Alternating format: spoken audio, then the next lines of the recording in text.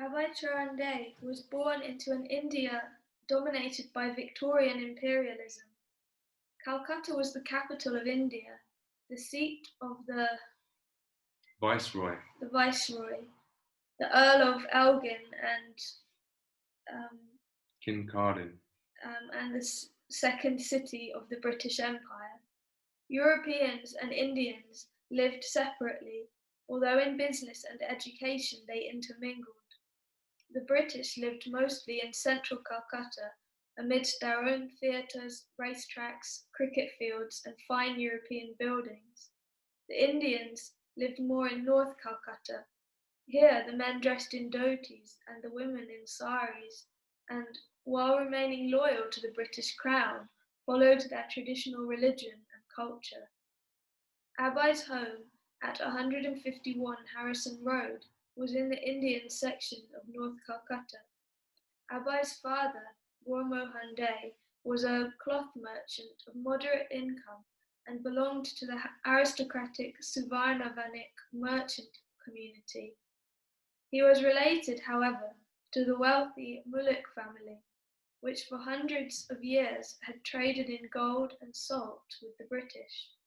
Originally, the Mulliks had been members of the De family, a Gotra lineage that traces back to the ancient sage Gautama. But during the Mughal period of pre-British India, a Muslim ruler had confirmed the title Mullik, Lord, on a wealthy, influential branch of the Des. Then, several generations later, a daughter of the Des had married into the Mullik family, and the two families had remained close ever since.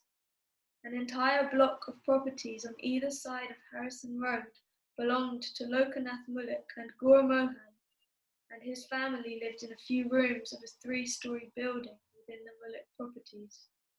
Across the street from the Des resident was a Radha Govinda temple, where the past 150 years the Mulliks had maintained worship of the deity of Radha and Krishna. Various shops on the Mullik properties provided income for the deity and for the priests conducting the worship. Every morning, before breakfast, the Mullik family members would visit the temple to see the deity of Radha Govinda. They would offer cooked rice, kachuris, and vegetables on a large platter, and would then distribute the prasadam to the deity's morning visitors from the neighbourhood. Among the daily visitors was Abhay Charan, accompanying his mother, father, or servant. Srila Prabhupada. I used to ride on the same perambulator with Siddheshwar Mullik. He used to call me Moti, Pearl, and his nickname was Subidhi, and the servant pushed us together. If one day this friend did not see me, he would become mad. He would not go into the perambulator without me. We would not separate even for a moment. As the servant pushed the baby carriage into the wide expanse of Harrison Road, timing his crossing between the bicycles and horse-drawn hackneys, the two children in the pram gazed up at the fair sky and tall trees across the road. Sounds and sights of the hackneys, with their large wheels spinning over the road, caught the fascinated attention of the two children. The servant steered the carriage towards the arched gateway within the red sandstone wall bordering the Radha Govinda Mandir. And as Abhay and his friend rode underneath the ornate metal arch and into the courtyard, they saw high above them 2 stone lions, the heralds and protectors of the temple compound, their right paws extended. In the courtyard was a circular drive, and on the oval lawn were lampposts with gas lights and a statue of a young woman in robes. Sharply chirping sparrows flitted in the shrubs and trees or hopped across the grass, pausing to peck the ground, while choruses of pigeons cooed, sometimes abruptly flapping their wings overhead, sailing off to another perch or descending to the courtyard. Voices chattered as Bengalis moved to and fro, dressed in simple cotton saris and white dhotis. Someone paused by the carriage to amuse the golden-skinned boys with their shining dark eyes, but mostly people were passing by quickly, going into the temple. The heavy double doors leading into the inner courtyard were open, and the servant eased the carriage wheels down a foot deep step and proceeded through the foyer, then down another step and into the bright sunlight of the main courtyard. There they faced a stone statue of Garuda perched on a 4-foot column. This carrier of Vishnu, Garuda, half man and half bird, kneeled on one knee, his hands folded prayerfully, his eagle's beak strong, and his wings poised behind him. The carriage moved ahead past 2 servants sweeping and washing the stone courtyard. It was just a few paces across the courtyard to the temple. The temple area itself, open like a pavilion, was a raised platform with a stone roof supported by stout pillars 15 feet tall. At the left end of the temple pavilion stood a crowd of worshippers viewing the deities on the altar. The servant pushed the carriage closer, lifted the 2 boys out, and then, holding their hands, escorted them reverentially before the deities. Srila Prabhupada. I can remember standing at the doorway of Radha Govinda temple, saying prayers to Radha Govinda Murti. I would watch for hours together. The deity was so beautiful with his slanted eyes. Radha and Govinda, freshly bathed and dressed, now stood on their silver throne amidst vases of fragrant flowers. Govinda was about 18 inches high, and Radharani, standing to his left, was slightly smaller. Both were golden. Radha and Govinda both stood in the same gracefully curved dancing pose, right leg bent at the knee and right foot placed in front of the left. Radharani, dressed in a lustrous silk sari, held up her reddish right palm in benediction, and Krishna, in his silk jacket and dhoti, played on a golden flute. At Govinda's lotus feet were green tulsi leaves with pulp of sandalwood. Hanging around their lordships' necks and reaching down almost to their lotus feet were several garlands of fragrant, night-blooming jasmines, delicate, trumpet-like blossoms resting lightly on Radha and Govinda's divine forms. Their necklaces of gold, pearls, and diamonds shimmered. Radharani's bracelets were of gold, and both she and Krishna wore gold-embroidered silk chaddars about their shoulders. The flowers in their hands and hair were small and delicate, and the silver crowns on their heads were bedecked with jewels. Radha and Krishna were slightly smiling. Beautifully dressed, dancing on their silver throne beneath a silver canopy and surrounded by flowers, to Abhay they appeared most attractive. Life outside on Harrison Road and beyond was forgotten. In the courtyard, the birds went on chirping and visitors came and went, but Abhay stood silently, absorbed in seeing the beautiful forms of Krishna and Radharani, the Supreme Lord and his eternal consort. Then the kirtan began, devotees chanting and playing on drums and kartals. Abhay and his friend kept watching as the pujaris offered incense, its curling smoke hanging in the air, then a flaming lamp, a conch shell, a handkerchief, flowers, a whisk, and a peacock fan. Finally, the pujari blew the conch shell loudly, and the arati ceremony was over. You want to plug the laptop in because it's getting low. When Abhay was 1.5 years old, he fell ill with typhoid. The family physician, Dr. Bose, prescribed chicken broth. No, Gaur Mohan protested, I cannot allow it. Yes, otherwise he will die. But we are not meat eaters, Gaur Mohan pleaded. We cannot prepare chicken in our kitchen. Don't mind, Dr. Bose said. I shall prepare it at my house and bring it in a jar, and you simply... Gaur Mohan assented, if it is necessary for my son to live. So the doctor came with his chicken broth and offered it to Abhay, who immediately began to vomit. All right, the doctor admitted. Never mind, this is no good. Gaur Mohan then threw the chicken broth away, and Abhay gradually recovered from the typhoid without having to eat meat. On the roof of Abhay's maternal grandmother's house was a little garden with flowers, greenery, and trees. Along with the other grandchildren, 2-year-old Abhay took pleasure in watering the plants with a sprinkling can. but his particular tendency was to sit alone amongst the plants. He would find a nice bush and make a sitting place. One day, when Abai was 3, he narrowly escaped a fatal burning. He was playing with matches in front of his house when he caught his cloth on fire. Suddenly, a man appeared and put the fire out. Abai was saved, although he retained a small scar on his leg. In 1900, when Abai was 4, a vehement plague hit Calcutta. Dozens of people died every day, and thousands evacuated the city. When there seemed no way to check the plague, an old Babaji organized Hare Krishna Sankirtan all over Calcutta. Regardless of religion, Hindu, Muslim, Christian, and Parsi all joined, and a large party of chanters travelled from street to street, door to door, chanting the names Hare Krishna, Krishna Krishna, Hare Hare, Hare Rama, Rama Rama, Hare Hare. The group arrived at Gaur Mohan's house at 151 Harrison Road, and Gaur Mohan eagerly received them. Although Abai was a little child, his head reaching only up to the knees of the chanters, he also joined in the dancing. Shortly after this, the plague subsided. Gaur Mohan was a pure Vaishnava, and he raised his son to be Krishna conscious.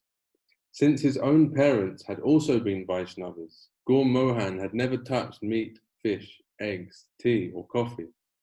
His complexion was fair and his disposition reserved. At night, he would lock up his cloth shop, set a bowl of rice in the middle of the floor to satisfy the rats so that they would not chew the cloth in their hunger, and return home. There he would read from Chaitanya Charitamrita and Srimad Bhagavatam, the main scriptures of Bengali Vaishnavas, chant on his japa beads, and worship the deity of Lord Krishna. Sorry to interrupt, but Katie says she doesn't have sound. Do you have sound now? I will. Yeah, I'm okay now, thank you.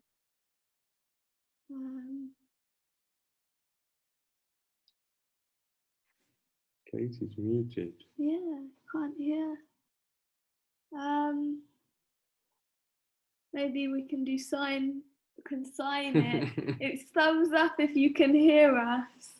You can hear us. Oh, okay, good. Yeah. Okay, just checking.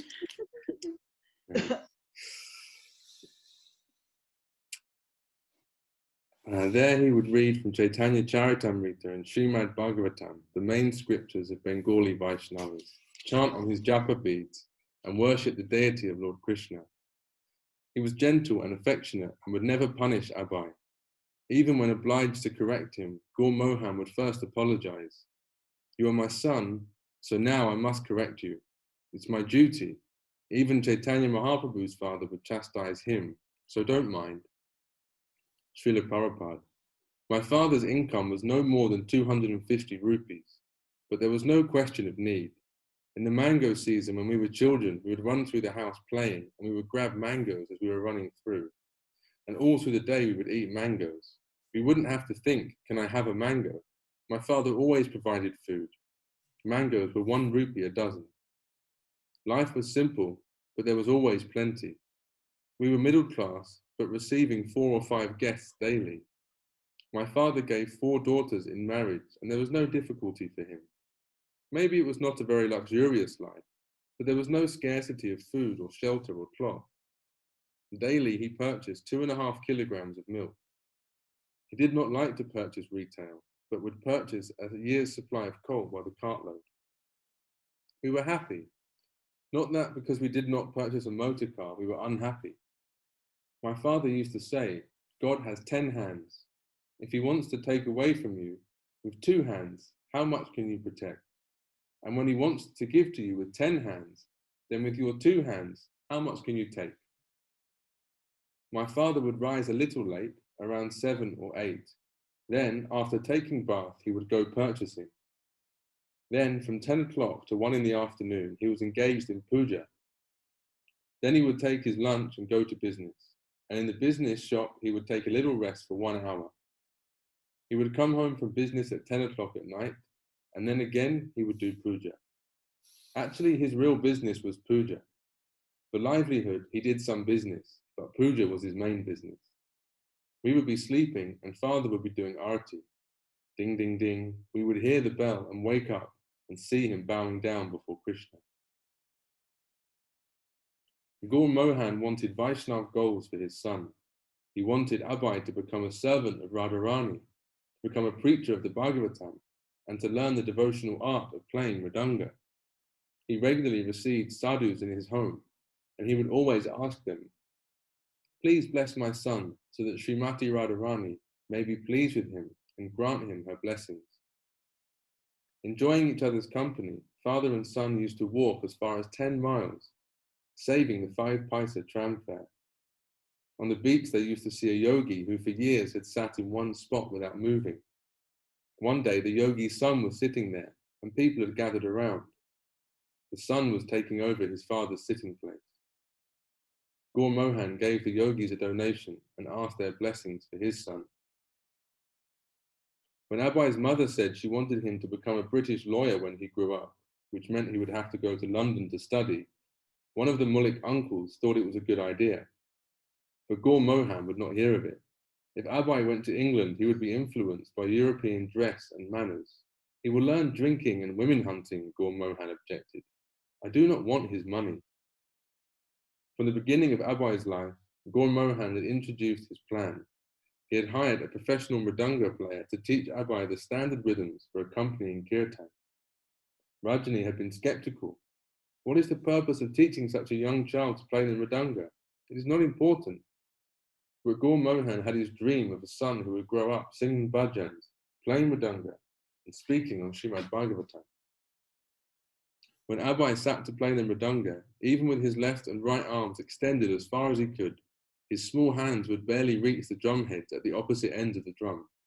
With his right wrist, he would flick his hand just as his teacher instructed, and his fingers would make a high-pitched sound, teeny, teeny, tor, and then he would strike the left drum head with his open hand, boom, boom.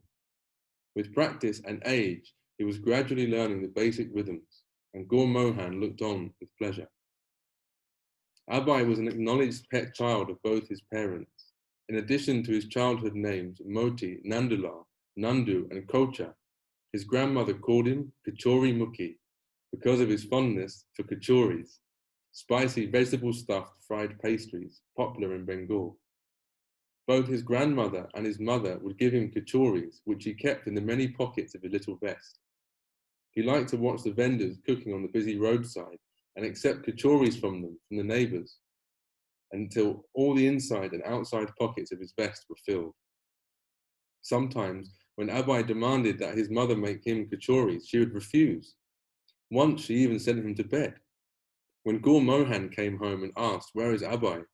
Rajani explained how he had been too demanding and she had sent him to bed without kachoris. "No, we should make them for him," his father replied, and he woke Abhay and personally cooked puris and kachoris for him. Gaur Mohan was always lenient with Abhay and careful to see that his son got whatever he wanted. When Gaur Mohan returned home at night, it was his practice to take a little puffed rice, and Abhay would also sometimes sit with his father, eating puffed rice.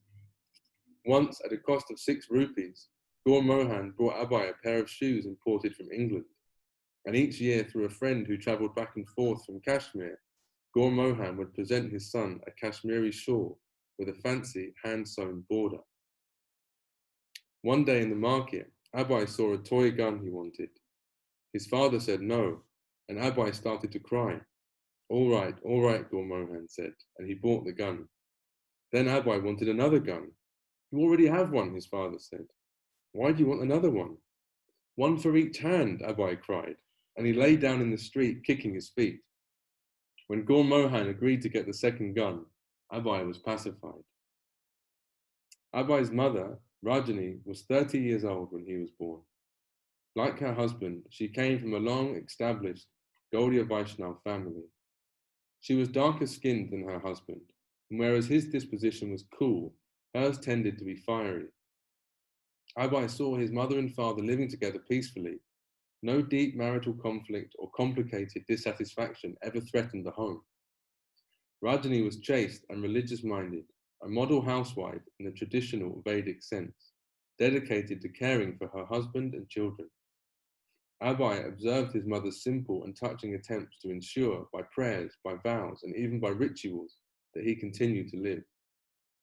Whenever he was to go out, even to play, his mother, after dressing him, would put a drop of saliva on her finger and touch it to his forehead. Abai never knew the significance of this act, but because she was his mother, he stood submissively, like a dog with its master, while she did it. Like Gaur Mohan, Rajani treated Abai as the pet child. But whereas her husband expressed his love through leniency and plans for his son's spiritual success, she expressed hers through attempts to safeguard Abai from all danger, disease, and death. She once offered blood from her breast to one of the demigods with the supplication that Abai be protected on all sides from danger. At Abai's birth, she had made a vow to eat with her left hand until the day her son would notice and ask her why she was eating with the wrong hand. One day, when little Abai actually asked, she immediately stopped. It had been just another prescription for his survival, for she thought that by the strength of her vow he would continue to grow, at least until he asked her about the vow. Had he not asked, she would never again have eaten with her right hand, and according to her superstition, he would have gone on living, protected by her vow. For his protection, she also put an iron bangle around his leg. His playmates asked him what it was, and Abai self-consciously went to his mother and demanded, "Open this bangle." When she said, "I will do it later," he began to cry, "No, now." Once Abai swallowed a watermelon seed, and his friends told him it would grow in his stomach into a watermelon. He ran to his mother, who assured him he didn't have to worry. She would say a mantra to protect him. Srila Prabhupada. Mother Yashoda would chant mantras in the morning to protect Krishna from all dangers throughout the day. When Krishna killed some demon, she thought it was due to her chanting. My mother would do a similar thing with me. His mother would often take him to the Ganges and personally bathe him. She also gave him a food supplement known as Horlicks. When he got dysentery, she cured it with hot puris and fried eggplant with salt, though sometimes when he was ill, Abai would show his obstinacy by refusing to take any medicine. But just as he was stubborn, his mother was determined, and she would forcibly administer medicine into his mouth, though sometimes it took 3 assistants to hold him down. Srila Prabhupada. I was very naughty when I was a boy. I would break anything. When I was angry, I would break the glass hookah pipes which my father kept to offer guests. Once my mother was trying to bathe me and I refused and knocked my head on the ground and blood came out. They came running and said, "What are you doing? You shall kill the child." Abai was present when his mother observed the ceremony of Sadahotra during the 7th and 9th months of her pregnancies. Freshly bathed, she would appear in new clothing along with her children and enjoy a feast of whatever foods she desired, while her husband gave goods in charity to the local brahmanas who chanted mantras for the purification of the mother and the coming child. Abai was completely dependent on his mother. Sometimes she would put his shirt on backwards and he would simply accept it without mentioning it. Although he was sometimes stubborn, he felt dependent on the guidance and reassurance of his mother. When he had to go to the privy, he would jump up and down beside her, holding her sari and say, "Urine, mother, urine." "Who is stopping you?" she would ask. "Yes, you can go." Only then, with her permission, would he go. Sometimes, in the intimacy of dependence, his mother became his foil. When he lost a baby tooth and on her advice placed it under a pillow that night, the tooth vanished and some money appeared. Abai gave the money to his mother for safekeeping, but later, when in their constant association she opposed him, he demanded, "I want my money back. I will go away from home. Now you give me my money back." When Rajani wanted her hair braided, she would regularly ask her daughters, but if Abai were present, he would insist on braiding it himself and would create such a disturbance that they would give in to him. Once he painted the bottoms of his feet red, imitating the custom of women who painted their feet on festive occasions. His mother tried to dissuade him, saying it was not for children, but he insisted, "No, I must do it also. Abai was unwilling to go to school. Why should I go, he thought. I will play all day. When his mother complained to Gaur Mohan, Abai, sure that his father would be affectionate, said, "No, I shall go tomorrow." "All right, he shall go tomorrow," said Gaur Mohan. "That's all right." But the next morning, Abai complained that he was sick, and his father indulged him. Rajani became upset because the boy would not go to school, and she hired a man for 4 rupees to escort him there. The man, whose name was Damodar, would tie Abai about the waist with a rope, a customary treatment, take him to school, and present him before his teacher. When Abai would try to run away, Damodar would pick him up and carry him in his arms. After being taken a few times by force, Abai began to go on his own. Abai proved an attentive, well-behaved student, though sometimes he was naughty. Once, when the teacher pulled his ear, Abai threw a kerosene lantern to the floor, accidentally starting a fire. In those days, any common villager, even if illiterate, could recite from the Ramayana, Mahabharata, or Bhagavatam. Especially in the villages, everyone would assemble in the evening to hear from these scriptures. It was for this purpose that Abai's family would sometimes go in the evening to his maternal uncle's house about 10 miles away, where they would assemble and hear about the Lord's transcendental pastimes. They would return home, discussing and remembering them, and then go to bed and dream Ramayana, Mahabharata, and Bhagavatam. After his afternoon rest and bath, Abai would often go to a neighbour's house and look at the black and white pictures in Mahabharata. His grandmother asked him daily to read Mahabharata from a vernacular edition. Thus, by looking at pictures and reading with his grandmother, Abai imbibed Mahabharata. In Abai's childhood play, his younger sister, Bhavatarimi, was often his assistant. Together, they would go to see the Radha Govinda deities in the Mulik's temple. In their play, whenever they encountered obstacles, they would pray to God for help. "Please, Krishna, help us fly this kite," they would call as they ran along trying to put their kite into flight. Abai's toys included 2 guns, a wind-up car, a cow that jumped when Abai squeezed the rubber bulb attached, and a dog with a mechanism that made it dance.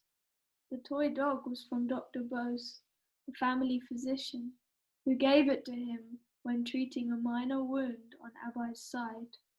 Abai sometimes liked to pretend that he was a doctor, and to his friends he would administer medicine, which was nothing more than dust.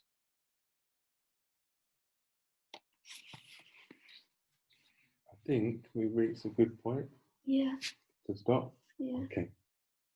We're very fortunate that Satsarup Maharaj, when he wrote this Prabhupada Lilamrta, has even divided the chapters up into their own little sections. So we've reached one of those sections and we'll stop. And if anyone's got any reflections or comments or points to discuss, now's a very good time.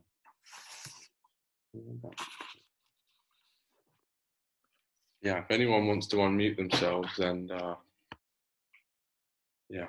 add any reflections, please go for it. Such a lovely intimate portrait of family life, isn't it? Okay, Really right. beautiful. Can you hear me? Yeah, Yes, we can hear you now. Yeah. I was saying it's such a lovely way he writes. It's such an intimate portrait of their little family life together. And all the examples and everything, you really get lost in the detail, don't you? It's beautiful.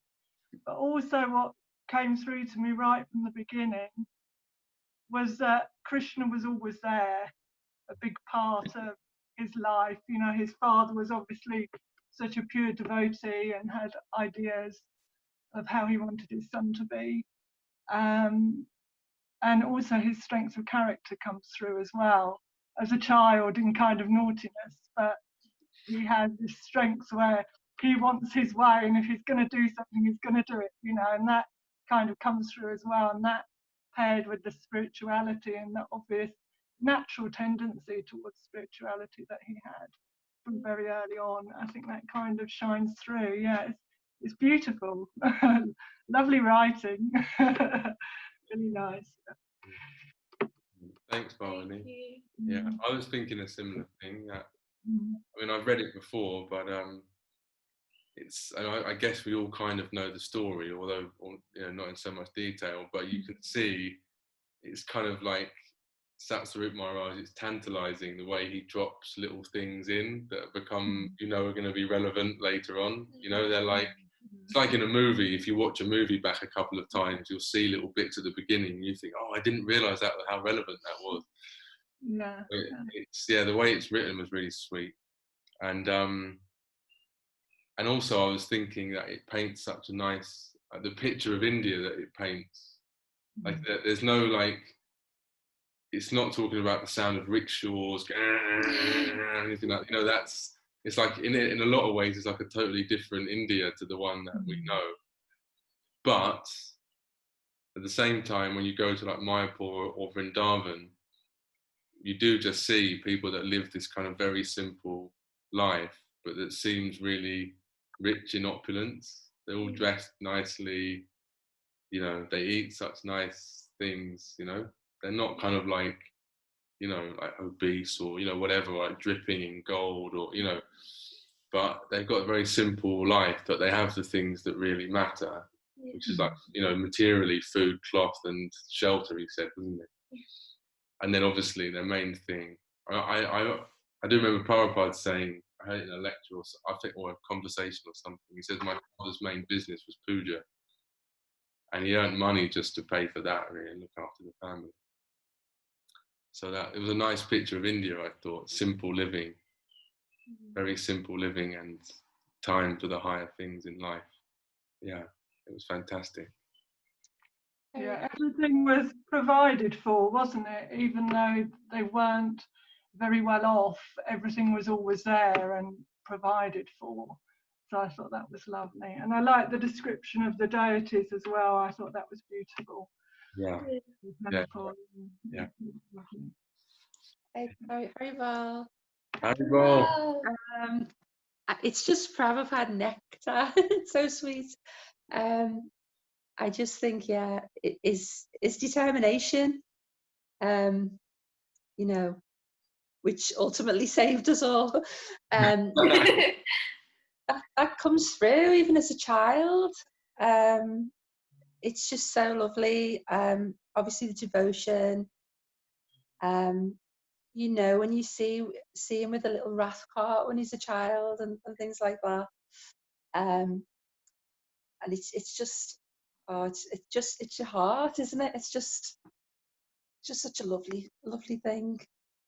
And thank you so much for doing this, because this is like so nice to be able to you know, to do this Leela with people. It's just so nice, so nice. So thank you. Thanks for joining Yeah, us. thank you for joining. Yeah. We used to do it in Brighton. We used to do it with the devotees, and I know some devotees said they used to read this book together and discuss it a lot. And I don't know many people that do it now. And we just suddenly thought, it's so much nectar in there. Yeah. And it really helps us cultivate a relationship with Prabhupada. And obviously none of us were his disciples. We're not his disciples. So in a sense, books like this, you know, things like this are really important for us, I think, in helping us advance Krishna consciousness. That we actually develop a relationship with Prabhupada. The more you understand Prabhupada, the more you understand Krishna. Krishna, you know what I mean? It's really important. And doing it with devotees, Yeah. So much better than doing it on your own, you know. So nice, so nice. Yeah.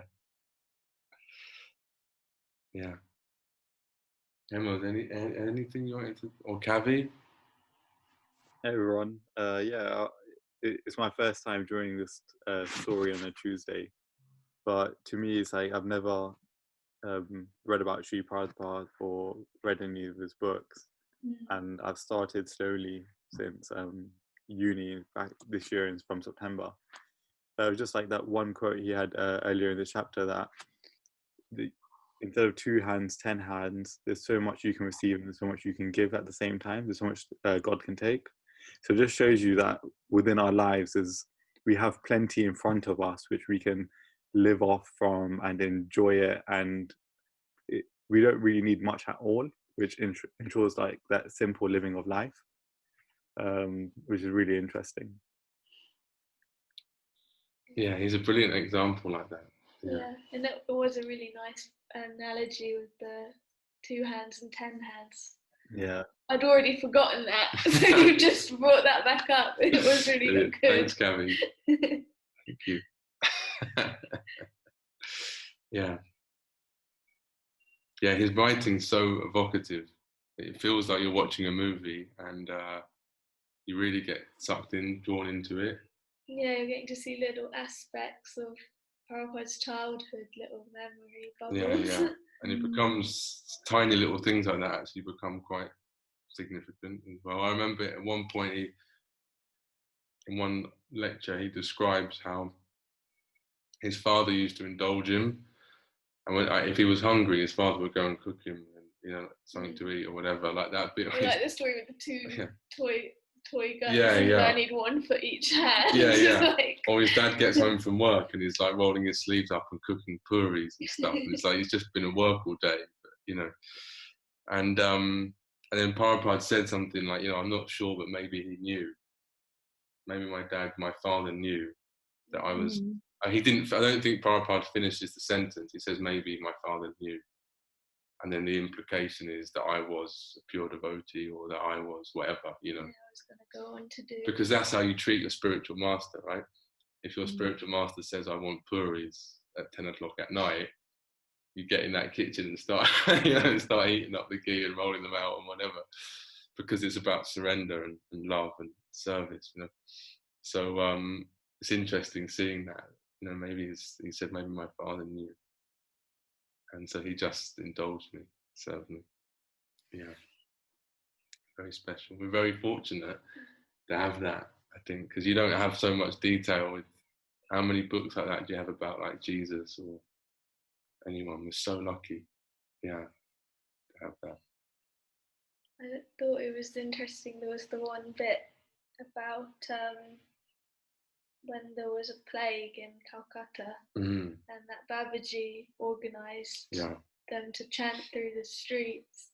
And I thought, that's just interesting, given everything that we've just been through, not a plague, but a pandemic, which is similar. And then I was also thinking, it's just amazing to think that Srila Prabhupada chanting and dancing in a street party, which he then went on to spread across the whole globe. Amazing. Yeah.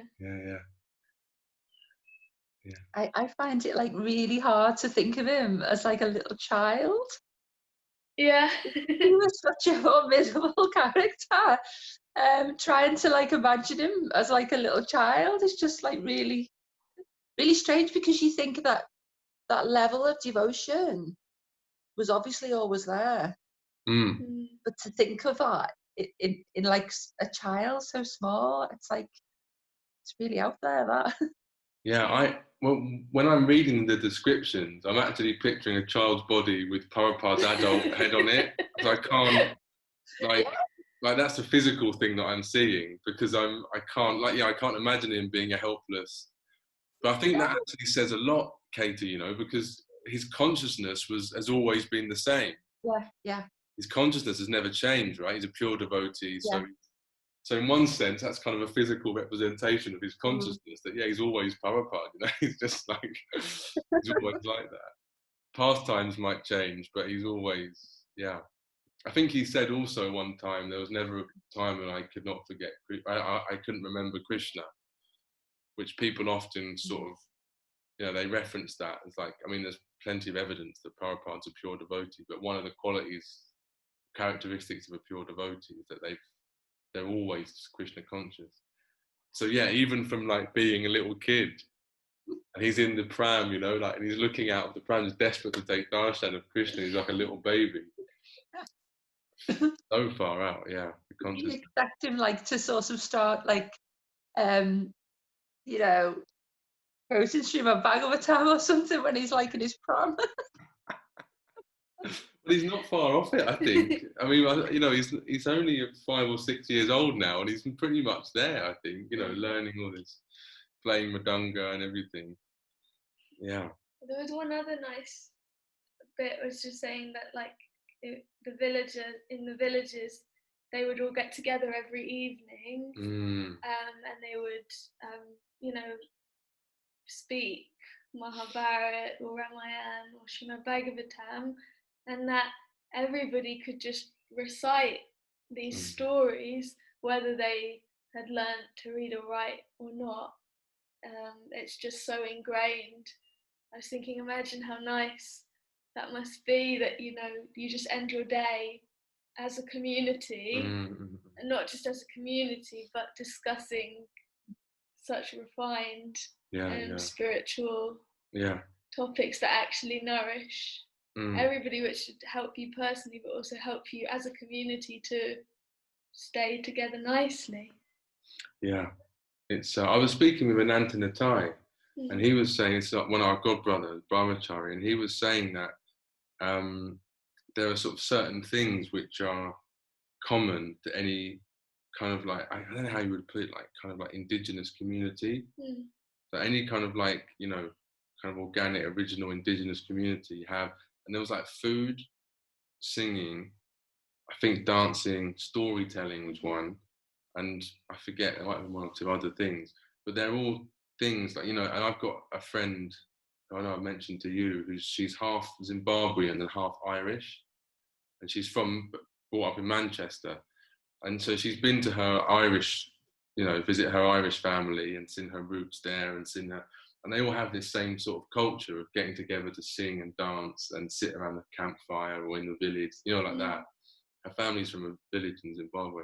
And I was thinking, in Krishna consciousness, you have exactly the same thing, that you all come together to hear stories and eat together and sing and dance. Yeah. But it's just going to this whole other sort of level. And now we get to do it on Zoom. Great. Brilliant. Yeah. And Prabhupada's given it to us. You know, Prabhupada's story is like so far out that we can all sit around the campfire and talk about Prabhupada all night. It's, yeah, incredible.